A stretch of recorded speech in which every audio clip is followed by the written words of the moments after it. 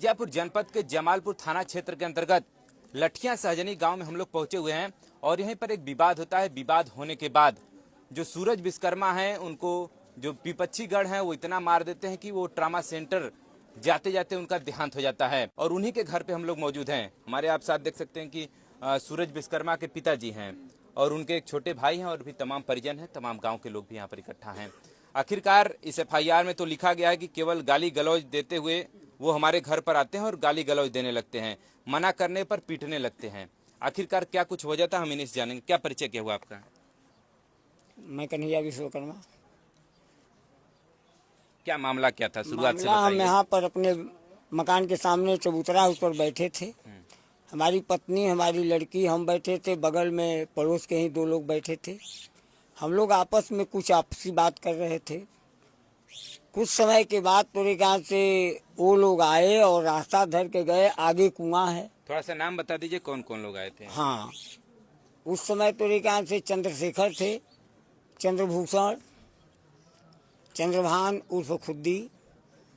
जब विवाद यहाँ पर हुआ तो गांव से हमारी बेटी को पकड़कर जब खींच कर इस पर से मारने लगा तो हम बचाव के लिए उतरे। नहीं, शुरुआत से आप बताइए कि क्यों विवाद हुआ। मतलब आप लोग यहाँ पर बैठे हुए तो वो लोग आते हैं तो वहाँ खड़ा हुए तो वहाँ से गाली देने लगे। हाँ। गाली ये दिए कि ये साला बैठता है तो यहाँ हम लोगों का शिकायत बतियाता है। अच्छा। तो हमने कहा, एक बार नहीं बोला, दोबारा मैंने कहा तो गांव से कि भैया काहे कि तू हमें गरियावत हुआ, का हम तो के गाली देती, का तुहार शिकायत हम करत थी, हम अपने बंगला पर न बैठल ही। तब तक वो लोग चले आए, वो तीनों चले आए। अच्छा। तब से उसका पीछे से बाप भी आया। मैंने पहले हाथ जोड़ा कि भैया इन लोगों को लिया कर जाइए। तब तक उसका लड़का तोरे का जो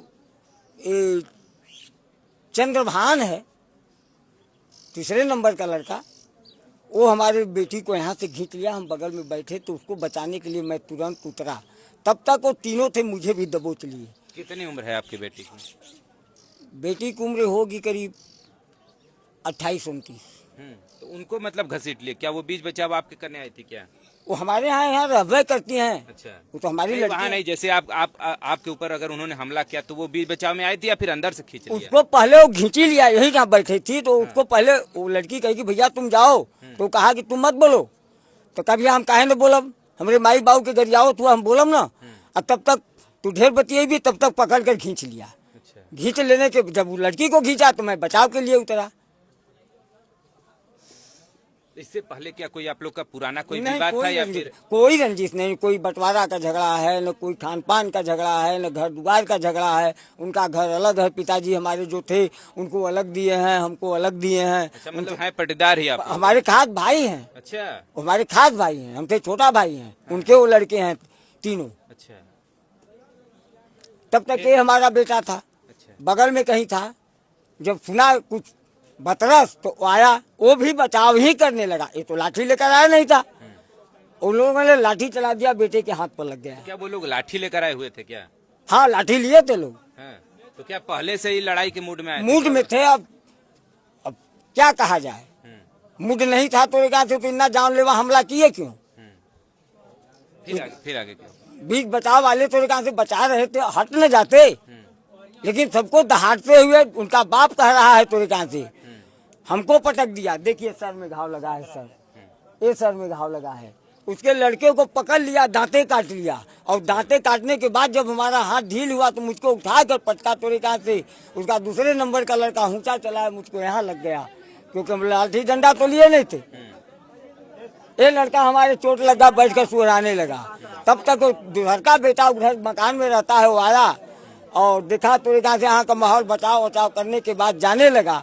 और ये सब उसका बाप कह रहा है कि मार सारे के, मार के मुआवजा तो से 2-4-5 लाख रुपया जो लगेगा वो हम लगाएंगे। और वो सब दौड़े हैं और लड़के को इतना बुरा तरह प्रहार किए तो से कि लड़का के ऊपर जो लाठी बजी वो लाठी टूट गई और लड़का हमारा बेहोश हो गया। अब बेहोश होने के बाद इस सब निर्दयियों ने तो से लाते घूसों से मारा कि तो महाभारत में मन्नू का ऐसा मृत्यु हुआ, या तो मेरे बेटे सूरज के साथ ऐसा बर्ताव हुआ। आज प्रशासन अभी चुप है। हाँ, क्या उम्र है आपके बेटे की? इनका उम्र करीब 33-35 होगा। हाँ। फिर मतलब लेकिन कोई आप लोगों का आपसी रंजिश नहीं था, लेकिन कोई अचानक रंजिश वो लोग नहीं, आते हैं आप लोगों कोई पर? रंजिश नहीं था। हाँ। न उनसे हमारा खान पान है, न उनसे हमारा कोई बोल बाल है, न कोई उनसे हमारा टेंशन है, न कोई झगड़ा है। तो ये भी एक बड़ा एक बात ये भी भी नहीं ये हमारे भी- समझ ये भी ये भी एक बड़ा सोचने का विषय है कि अगर ऐसी कुछ चीजें नहीं हैं, हाँ। लेकिन फिर भी वो आते हैं आपके ऊपर हमला हमला देते कर देते हैं हम्म। और वहाँ जाकर गाली दे रहे हैं। वहाँ गाली दे रहे हैं तो हमने यहाँ से बोला, बैठे थे 2 लोग और पड़ोस के, बुला लीजिए उनको भी, पूछ लीजिए कि हाँ थे कि नहीं मौके पर। चलिए अब फिर उसके बाद ये FIR वगैरह तो लिखा गया है, तो अभी आप कह रहे हैं कि जो प्रशासन की तरफ से हमको सहयोग नहीं मिला है। FIR वगैरह तो दर्ज ही हो गया है। अभी दर्ज करने को है, जो मैं कल तक तो दर्ज करके, जो बच्चा हमारा वहाँ पर तो कहाँ से जीवित था तब तक वो दर्ज किए थे। अब बच्चा हमारा डेथ कर गया, अब डेथ करने के बाद तो रिपोर्ट बनाएंगे। अब वो कह रहे हैं 304 कायम करेंगे। बच्चा को जब लाठी लगी हमारे, अब जब तक सांस नहीं लिया, अगर वो आंख खोल दिया होता तो 304 मुझे मंजूर था। जब बच्चा हमारा इसी जगह मृतक बनकर गया, ऑपरेशन हेड का हो गया, बच्चा अंतिम प्राण तक नहीं तोड़े जहाँ से जब उसको होश आया तो यहाँ मौत हुआ कि वहाँ मौत होया कौन जाने। चलिए वो तो विवेचना होगा तो उसमें वो चीजें बदली जाएंगी, लेकिन अब और क्या, किस तरह की कार्रवाई चाहते हैं उनके ऊपर जिन्होंने इस तरह का हमला आपके हमारे ऊपर ये हमला किए हैं? मेरा तो बर्बाद हो गया, उनके ऊपर वही कार्रवाई होनी चाहिए। तो कहते कि वो आजीवन कारावास रहे, वो धारा लागू होनी चाहिए को आजीवन कारावास, उम्र कैद, 20 साल की सजा। मैं ये नहीं सुनना चाहता हूँ। उस दिन उस दिवंगत आत्मा को शांति मिलेगी, हमको नहीं, उस दिवंगत आत्मा को उस समय शांति मिलेगी सर, जिस समय वो सुनेगा तो उसकी आत्मा सुनेगी कि सब आजीवन कारावास में है और मुझे भी तसल्ली मिलेगी। चलिए ये तो जो भी न्याय संगत होगा वो तो चीजें होंगी। इनको भी आपके भी ऊपर प्रहार किए थे, क्या बोले? हाँ, मेरे ऊपर भी हुआ था, लगा है। हम केवल बच्चों को बचाने में ही थे। मैं एक तमाचा नहीं छोड़ा, यहाँ प्रत्यक्षदर्शियों ने देखा होगा। मैंने एक हाथ नहीं मारा, चोट सह लिया, बच्चे को पकड़ता रहा कि कम से कम जाने दे, हमारा बच्चा बच जाए, इसको न मारे। लेकिन उसका बाप उसका कह रहा है कि मार कर मुआ दो। इसी नारा पर खड़ा हूँ, चोट लगने के बाद ये लड़का रो रहा है, हमको आंख से दिखाई नहीं देता है। तो मैंने कहा भैया को चोट लगा, कहा अरे भैया मार खून बह रहा था, तब मैंने देखा कि हमारे भैया हुए। और उसके बाद वो नारा पर खड़ा होकर कह रहा है सर कि चला मरे के तो मर जाई, जौन लगी तो हम लगाई 2-4-5 लाख। अच्छा, अभी आपकी बेटी कहाँ है? बेटी कहाँ है इनकी? बैठिए। क्या हुआ था, मतलब जैसे कह रहे हैं कि वहीं बैठ जाइए। हाँ, आपको क्या जानकारी है इस घटना के बारे में? जानकारी यही सर कि हम लोग शाम हो जाता है, खा बनाकर अपना चौतरा में बैठते हैं। 2-4 लोग भी मोहल्ले के भी थे, आसपास के भी थे, बैठे थे। जिस सूरज विश्वकर्मा के घर पे हम लोग पहुंचे हुए थे, अब उनकी देखिए पत्नी है किस हाल में है, उनकी माता जी हैं और तमाम परिजन और भी हैं। बड़ा कष्ट का तो माहौल है पूरे परिवार में, लेकिन थोड़ा सा इन लोग से भी जान लिया जाए कि क्या घटनाएं। आपको कुछ घटना के बारे में जानकारी है? कुछ नहीं साहब, कुछ राम हमारे कोई भी कुछ भी बड़ा लेना ही रहना हो मैया, हमारे राम का लागा जिंदगी ले ही लेना मैया। अरे तुरंत ही मरता राम का हमरा बोलिया सपन में भैना मैया।